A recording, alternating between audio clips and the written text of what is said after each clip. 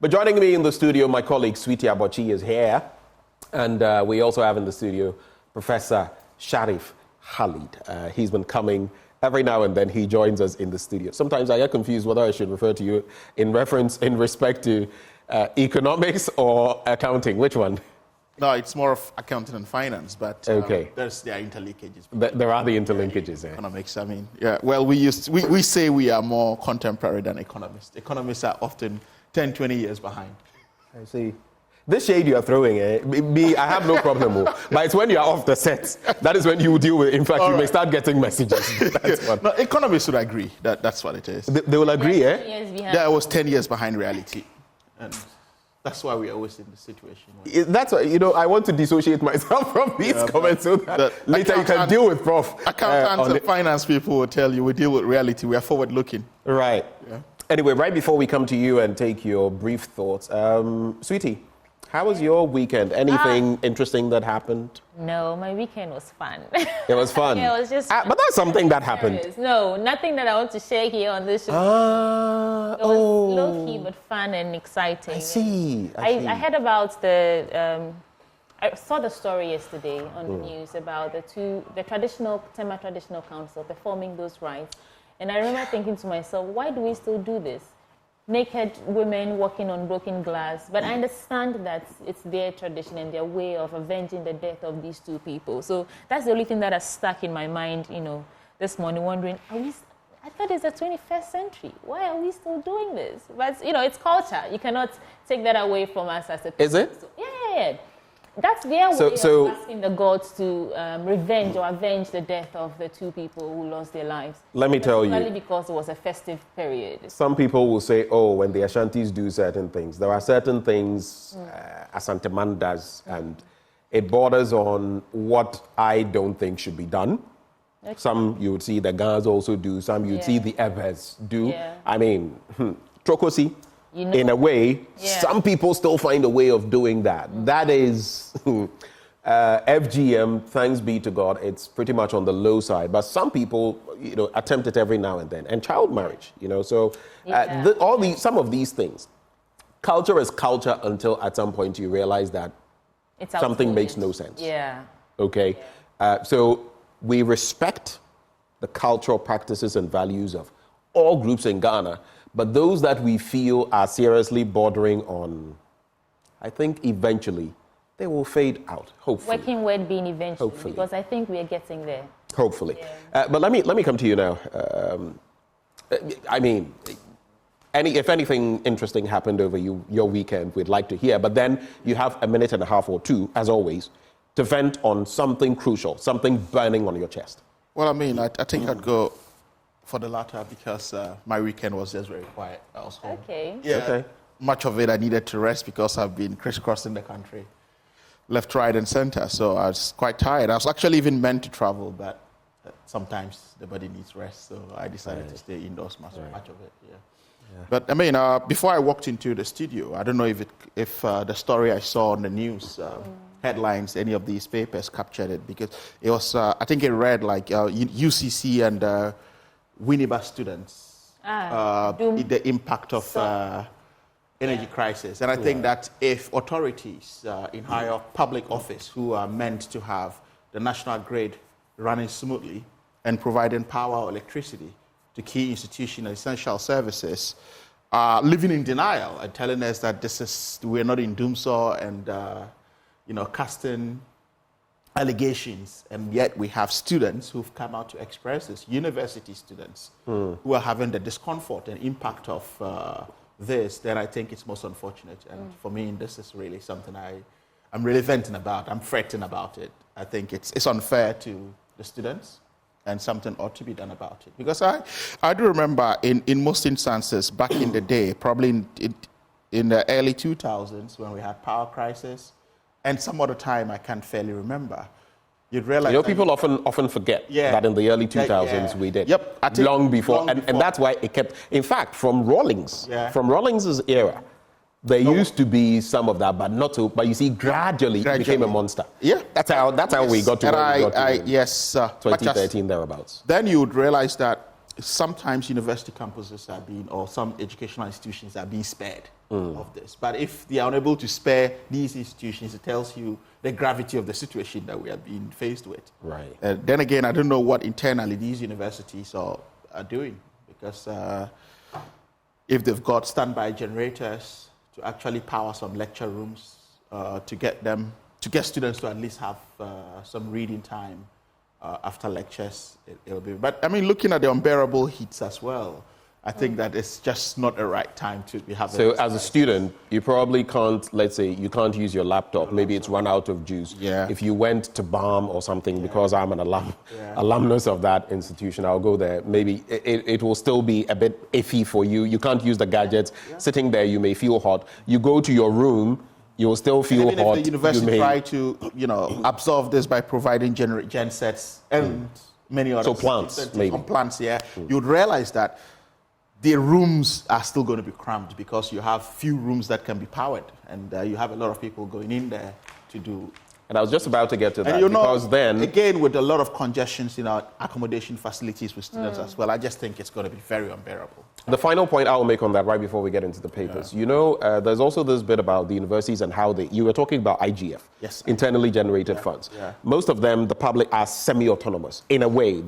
But then it becomes problematic because sometimes where they expect government to come through, you're fully aware. Things that should have been done years ago are still not done. That's why at the University of Ghana, hostel facilities and the funding of them has been a major... So ordinarily, you'd expect that they would be able to raise some money to be able to take care of some of these things. But it becomes problematic. We can't just rely on IGF. I know a lot of people go into the nitty-gritties of IGF without really understanding what it is. Because when we talk about IGF, we're talking about internally generated funds. You have workshops being run, some specialist programs, among other things. What you realize is that the lecturers or the resource persons are delivering beyond the allocated time, right? So they also need to be, remunerated in a way. I mean, you look at all of these initiatives that even universities have made. Go and see the legal tussles they are involved with. When they have this BOT idea of build, operate, and transfer to have hostel facilities, they bring management firms to actually, facility management firms to look after these. They fall out, and sometimes they're embroiled in a lot of legal tussles. So to be reliant on IGF, I think that it's not the way forward. No, I'm not saying reliant, but sometimes... I think people should not be bringing IGF into the equation. Why not? Because are you talking particularly when it comes to Dumso? Yes, particularly when it comes to Dumso, because... But you mentioned it earlier. That was only why I was expatiating. No, what I'm saying is that they go the extra mile to provide this, to say, okay, well, we have a plant for, let's say, BAM Library. Can we have a plan for an L-shaped lecture theatre or something? But even that is not enough because you have a lot of students. Or even the Jones Quarty building, because it has part of the accounting section there and all of that. So when you do all of that, so I just think that, yes, government needs to step in. Right. I mean, but if there's smooth power supply, which everyone is expected to have, we'll not even be having an idea. Maybe they should give the educational institutions a timetable. Cynthia Bochi, let's get into your papers first. But Ben, did you watch the story? The energy minister would not want to hear this. Security-wise. Which one? The story about Doom. So you see. But there is darkness. Are they safe? Anyway. And they cook with electrical stoves. They no longer use LPG in the dormitories because of security reasons. So these students are unable to cook meals. They cannot be secure when they are moving from point A to B because everywhere is dark. Again, we are forgetting the economic impact of this as well, because if you can't store food as a student in the freezer that you could warm up, it means that you are buying a lot from outside. How much do they... But a lot of these gadgets are illegal when you are, unless maybe you are in some of the hostels that allow for... in a way, because, I mean, the traditional halls, as far as I remember, for the sake of electricity bills and all of that, some of these gadgets were technically not... Our time, it was the only ones that were actually approved. You couldn't use LPG. I mean, So LPG is because there could be explosions and stuff. So that's my alma mater. I can see the bias in the passion. Because that's been excluded. Yes. So I understand what they're going through. And when it gets dark, it's dangerous. There are so many bushy areas. Okay, let's get into the newspapers because apparently there's no doom. So what are we talking about? What are we even talking about? Let me start from the Daily Guide newspaper. There's a story here on the front page. Tema Youth Navy clash, 2 dead. Let me get right into it. Benjamin drew my attention to that story. I know you have a lot to say on that, so let me get into it before I come to you. Now, 2 civilians have tragically lost their lives after a group of individuals launched an attack on the Tema Naval Base of the Ghana Armed Forces. The deaths of these 2 individuals were confirmed in a press release issued by the Ghana Armed Forces on April 13th, detailing the events that transpired, leading to the civilians' fatalities. Now, as per the statement signed by the Director General of Public Relations, Brigadier General E. Agri-Kwashi, a vehicle belonging to the Eastern Naval Command of the Ghana Navy was assaulted by a crowd participating in the Bleju Festival at Tema Newtown around 7:53 p.m. on Friday, resulting in a significant damage to the vehicle. Additionally, 3 naval personnel aboard the vehicle sustained severe injuries and were promptly transported to the Tema Naval Base Medical Center for urgent medical attention. Amidst the confrontation, 3 suspects were apprehended by the naval personnel and subsequently handed over to the Tema Newtown District Police for further investigation. The press release further stated that a mob suspected to be part of the participants in the festivities later attacked the Tema Naval Base with stones and other implements with the aim of releasing their colleagues. Benjamin Akapu. So, the quick details about this story. I got a call this morning from someone who's been in the military before on the back of this, and that, you know, some of the reactions are not the way to go. That the military, you know, there's that fine line between the military and civilians. Mind you, though, the head of all our institutions, security institutions in the country, is a civilian. The president, commander-in-chief of the armed forces. So it's a fine line. Then there has been the offering of libation. We often say pouring, but it's not. The offering of libation and all of that. I just want to leave it at this point right now. But I think the interface between the military and civilians, especially over the last maybe...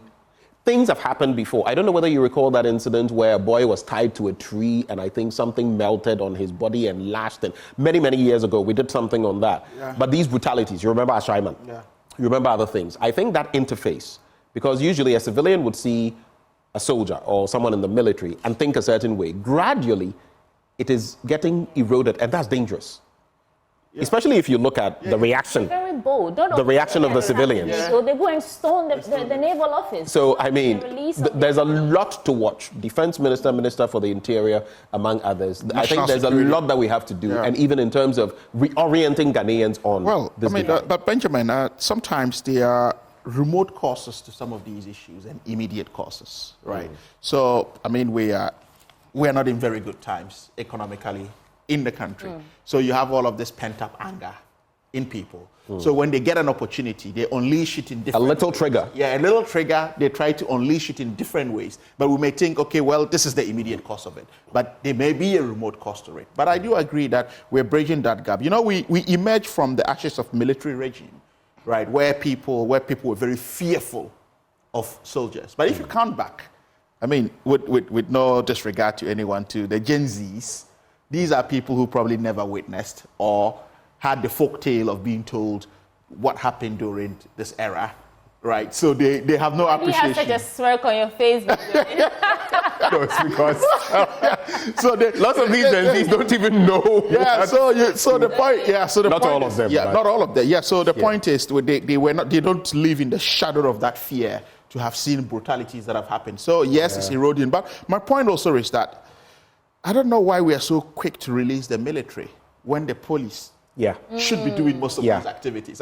It looks like we misplace the role of the military. Remember Ejiso and other places. Some people said, listen, once you see the military, they don't go in and do what the police does. They go in and their thinking, their orientation is very different. And if you are privy to sometimes covert national security operations. Right. Sometimes by our work, we may come across some of these things. You realize that the military step in sometimes to, you know, as it may, stage an operation so they can allow the police to come in to calm things. Most often than not, they get it wrong. Right. They get in, either go for the wrong people, right? And it triggers and escalates to another level. So I think that the coordination, it just tells you also that our national security setup needs to be, to activate these anti-9 operations. It needs to be a lot more savvy, right? But again, culture plays a role here and traditional values. I think that, I don't know how we are indoctrinated when it comes to our cultural display of festivals, funerals for chiefs, and all of these things. I remember during the Easter festivities, my brother's family visited them in Sinyani, and I don't know, there was a funeral ceremony for a chief that had died. And they'll lock up shops, and if you wore a red dress or something that didn't wear something that reflected what you had to wear for that week to mourn, you were being attacked. Okay. Right, so I don't think our culture permits that. And I don't think that our culture, when they institute all of these curfews, I don't know where they find place in our laws. If we want to go back to revise them, I think traditional council, local chiefs, and the government needs to sit in to see if we can actually marry our customs with our laws, so that we can have sanity. I'll just say this to conclude on this matter, so we move into other stories. I feel, having observed for a long time, and it's how would I say it? It's epitomized in this whole 12-year-old, 16-year-olds purported marriage, whether to a spirit, a god, or a...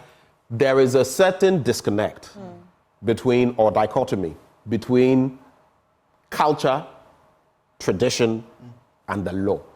And gradually, we are heading for a head-on collision. Like you just mentioned. Okay, so sometimes you see, and then a traditional ruler has died, and the rights and everything, and you're wondering, is that necessarily legal, that thing they are doing? Well, even if and this, and then sometimes it is culture and all of that. It must be very clear. As of now, it is not so clear. It may be clear in the law. It is not clear in practice. In practice. And again, I mean, you trace back to even Western cultures, right? There were marriages by betrothal in royal families and like. There's no justification whatsoever. But what I'm trying to say is that if we want our culture to marry within our existing laws, we need to have an engagement. All right. And make things very clear. Right. Because at some point, the respected Aikotu, I think he was making some defense for the whole of these issues, saying that it was marriage by betrothal. I don't know, on top of my head, I can't think about the legitimacy of marriage by betrothal. I think the law is very clear on it. So I don't know if any justification could be given to that. But I think that if we need to have an engagement to actually fuse these within our law and bring sanity, I think that engagement ought to be held. Rather than trying to walk a fine line and pussyfoot. I wanted to use that word today, pussyfoot around lines and not to offend. Any particular reason you wanted to use that word this morning? Because it came up again yesterday in my readings. And I thought last time I used it, Benjamin repeated it in a way that made it seem some way. Well, the point is... Well, hopefully you're not pussyfooting with the next story. In a very sensitive world, such words can also, or such nice expressions could cause you trouble. I remember in a communications class, one of my friends... to make it brief. Almost failed because there was a feminist who was a lecturer, nothing against her whatsoever. And this lad used the term loosely that the media were fingered in this. And she got very offended. So, in the 21st century, using such terms loosely could actually cause some trouble. Okay, so I don't know if you've been following this story about antiretroviral drugs and the rest from Global Fund that have been stuck at the ports for some time. I think this is the story on that. MOH clears 14 essential medicine containers from ports. The story is on page 3 of the Daily Guide newspaper.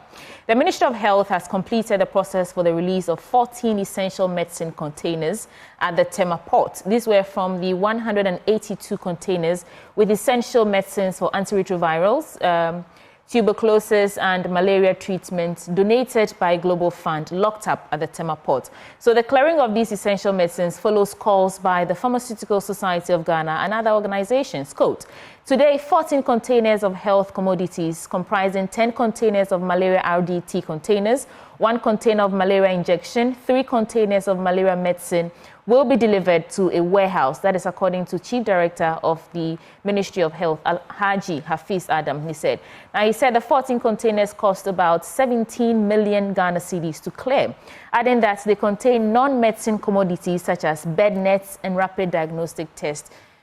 Quick reactions on this story. I think that I'm happy that Pharmaceutical Society made a call, raised awareness about the nature of this, our medicines going bad at the expense of people who actually need it.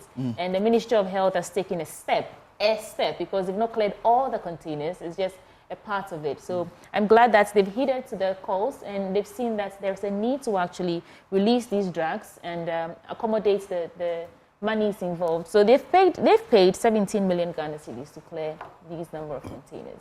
I mean, should we have to make noise for some of these things to be done? But that is where we are. They were there for over 11 months. I mean, Was it's it just... 11 months? And counting. But I'm wondering, I mean, if we can go around town exempting foreign businesses, giving them tax reliefs and tax holidays, giving them waivers, free zones, licenses, and we can't clear our own we can't, goods. Clear our own Mind medicine, you, essential medicine. These are medications for crucial tuberculosis. People don't know that tuberculosis is actually very widespread, it is. and that once you get it, it's probably a lifelong process of dealing with it. Yes. Malaria kills many more people in sub-Saharan Africa than most of the other diseases. HIV and AIDS, the numbers are spiking again. And my point is, HIV and AIDS, it's even at a time where there is less funding in the educational aspect of it. I mean, growing up, we saw massive the adverts, billboards, adverts, so they were primarily investments in this sector. But ever since donor-funded agencies withdrew from this, we have not made that conscious effort as a government or as a nation. But it's critical, because what I always tell people, and what we don't understand, is that when there's economic hardship, there's a health crisis staring at us. Why that is is that you still have entertainment booming in the country. So the entertainment is booming in the country, it means that a lot is happening socially as well. So after you emerge from the ashes of this economic hardship, it's a big health crisis that stares at you. How are we prepared to deal with all of these things? And then again, these are essential services. You have critical medical staff like nurses, doctors, lab technicians who are dealing with HIV patients and could probably have pricks and all of that. Yeah. They use all of this for prophylaxis and prevention purposes if they had a prick, and within 48 hours or 78 hours, they need to fix something. So if they don't have these essential medications, it means that we are even putting our own health system in terms of personnel at risk in a time where we have mass exodus of health workers. well, as for that one, if we want to talk about it, we'll never finish. I don't know the kind of thinking we bring into all of these things. Are you done with your stack of papers? I just want to do some headlines and then I'll move on to you. 7 die in Galamsey pits. This country shall not fail. That's an editorial. Kwabena Boateng wins a Jesu NPP post, and she fell sick during the campaign season. All eyes on Israel response. He actually fell sick right before the polls. It didn't seem to do him much good, though. Yoko bounces. I really wondered why he ran. Road contract corruption allegation. If you want more stories, there are more stories in the Daily Guide newspaper. Pick one for yourself. Would you like to do maybe the new find a newspaper? Performance tracker. 74 omitted projects added. 67 wrong entries deleted. Looks like there's some editing going on this performance tracker. Alan promises. My bit is, on Friday with my blunt thoughts, I was laughing a bit because we had gone through parts of the tracker. And listen, if your tracker is not ready, why do we like rushing things? Performance tracker to show what some of the projects didn't, Agenda 111, 2 of them were not even in there. Plus myriad others. And you see, when you do this, but nowhere near even 50% complete. We did our own research and realized that some of the things in there didn't add up. Isaac Kofi, Anthony Menu, and team. And I'm asking myself, why do we like doing this? What do you hope to achieve? And in the end, you make yourself look bad. Yeah.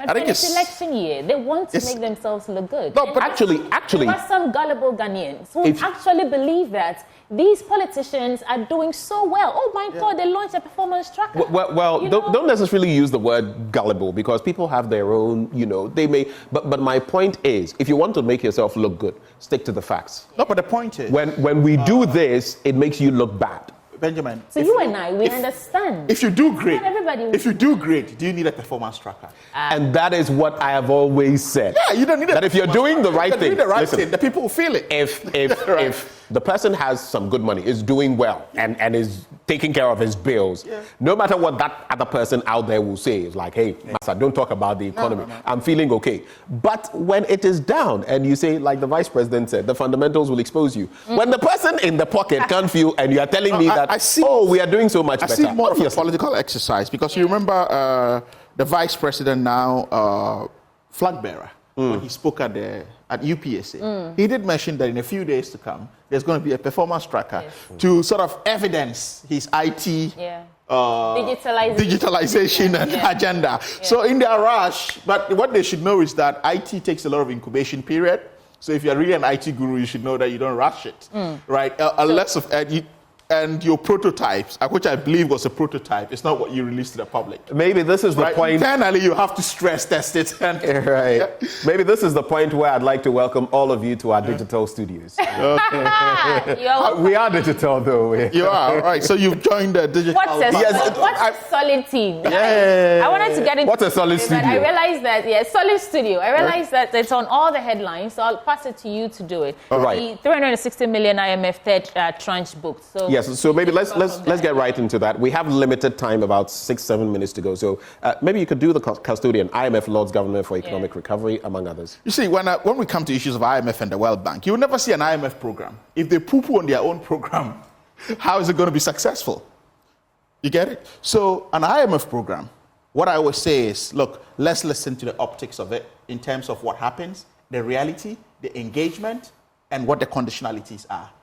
So far, what I said in this was that when you have an IMF program, there's a certain expectation of the public and the business community, right? We used to be very consistent. We know when a tranche is coming in. And by that, businessmen, right, who were hoarding their monies and didn't want to pump it in will know that, okay, once X number is injected into the country or into the economy, the city is going to perform. Right. So at that time, the city compared to the dollar would have strong parity. Then they go into the market or the forex market to do their transactions. But this is a very peculiar, it's an outlier when it comes to IMF programs. We missed deadlines, we made tranches, right? And it disrupted the market. So what happens is that those expectations were not there, coupled with the fact that the cocoa syndicated loan as well fell through. So what it means is that we now have a very erratic market that cannot be gauged as far as an IMF program is concerned. So what it does is that, for me, apart from the tick box exercise and sort of the measures that may be put in place for prudent spending, the program have not birthed its real impact. It would have given the economy to spare some growth, which is why we've been on a program for a couple of months now. Interest rates have not changed, or they are not even reflecting on the pockets of the people and the business. Right. The currency is still not doing very well. Right. So I don't know what loud initiative or what praise the IMF is giving out here, in what light or within which context. I think that's what we need to know. But yes, I can understand that, the government needs to make some noise about it, which is why you have, so this for me, again, sitting from a trend, right? Number of papers capturing. So this seemed like a sponsored government initiative. It's everywhere. It's everywhere. It seems like a sponsored government initiative to splash that in the face of people, which again, but this is what they should have done a very long time ago in terms of actually getting the expectations of people. But if you couldn't negotiate the program, and for me, again, this is a very peculiar IMF program, right? When you have, like a few months ago, or sometime last month, you had the IMF boss herself with critical staff flying into the country on a weekend. Right? And those of us who are watchers of the markets and the multinational or multilateral space felt that there was more than meets the eye in that engagement. Because on a weekend, why are you flying into town? And the engagement... What do you think? The engagements was with key principal officers of our economies, the central bank, governor and his deputies. Then you have the minister and the deputies, and then chair of the economic management program. So I think that there were probably some conditionalities that they were pushing to be met.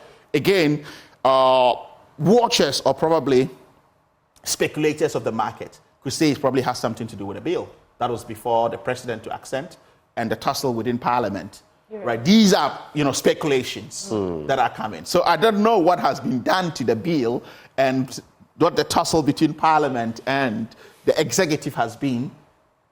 But they say it's coming. Let's see when it arrives and what impact it would have on the economy. Well, time will tell as far as all of these are concerned. And the 360, yeah, it's in the eating. But can we do your next paper, unless there's another story you'd like to do from here? I think there's a car dealer still, isn't it? So the Daily Searchlight. Yeah. Car dealers challenged by Umia over flat rate tax. You see, this whole idea of flat rate tax that they are, throwing all over the place without really contextualizing, it's problematic. And when they do this, they refer to Estonia. Is it your flat rate? No, when they do this, they refer to Estonia, right? And I keep saying this. Estonia is a country of 1.3 million people. So if they go for flat rate, it's very easy to implement. More so when they can be deemed as a developed country within Eastern Europe, or some people, I don't want to use any derogatory term about those of us who understand the economy of Estonia very well. So if you want to compare flat tax rate, you don't go for a country with 30 plus million people, right, with a semi-informal structure compared to a structured, matured economy of 1.3 or 1.2 million people. It's just the population of Accra. Yes, so where are they? The whole idea of this flat tax rate thing. But the point is, you want to have flat tax rate. Look at the tax handles we have. Doesn't look like a government that can run flat tax rate. What are you going to do with all the avenues that you've opened?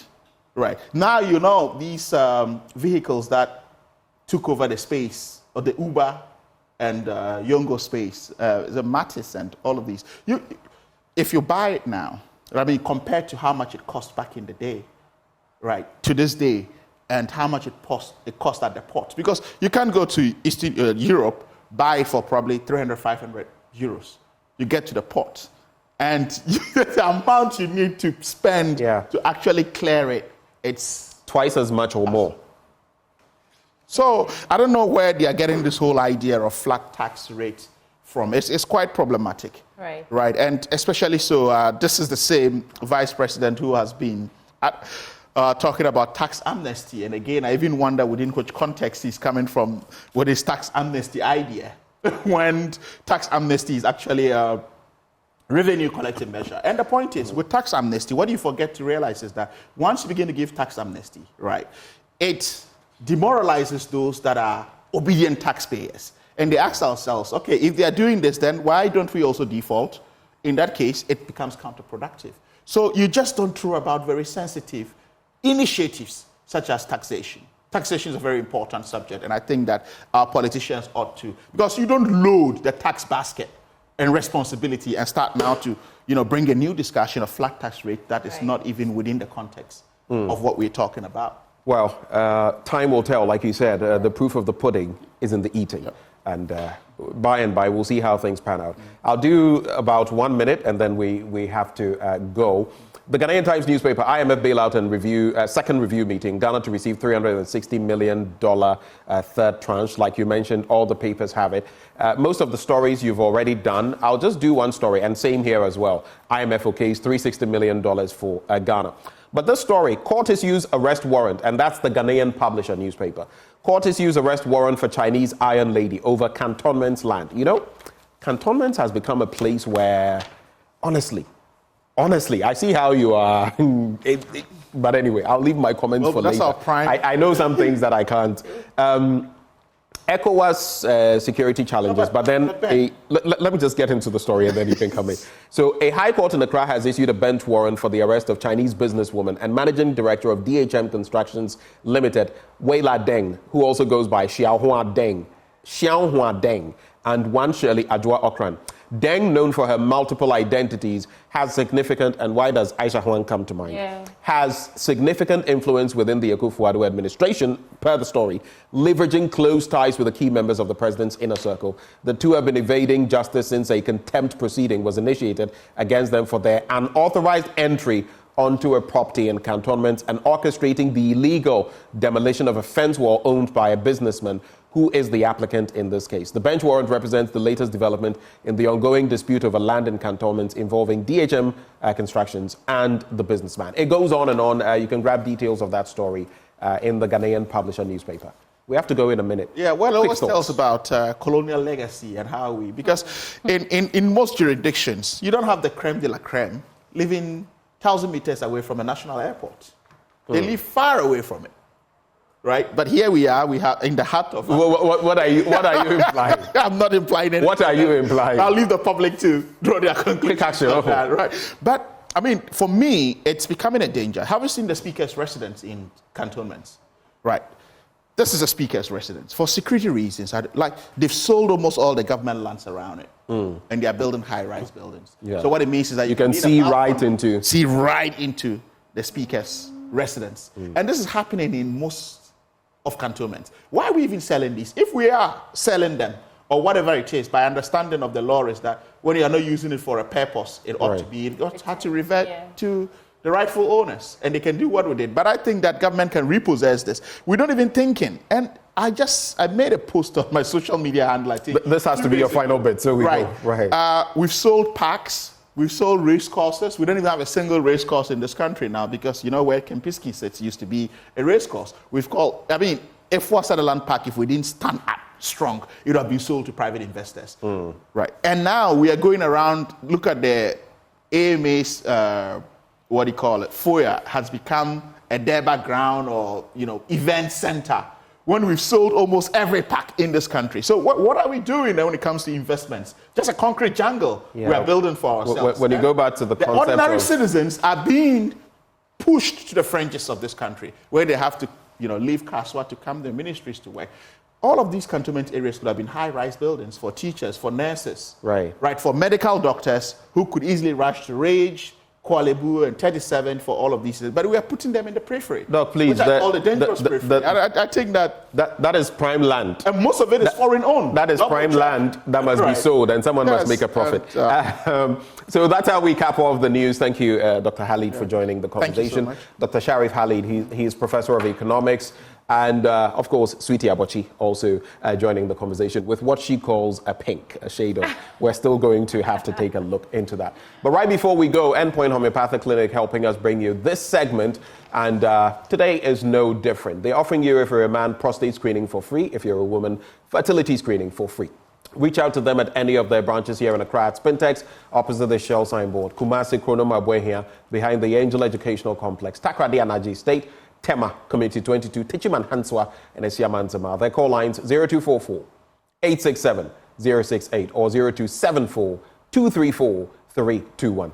Endpoint Homeopathic Clinic, the end to chronic disease. It's time now for sports coming your way right up next.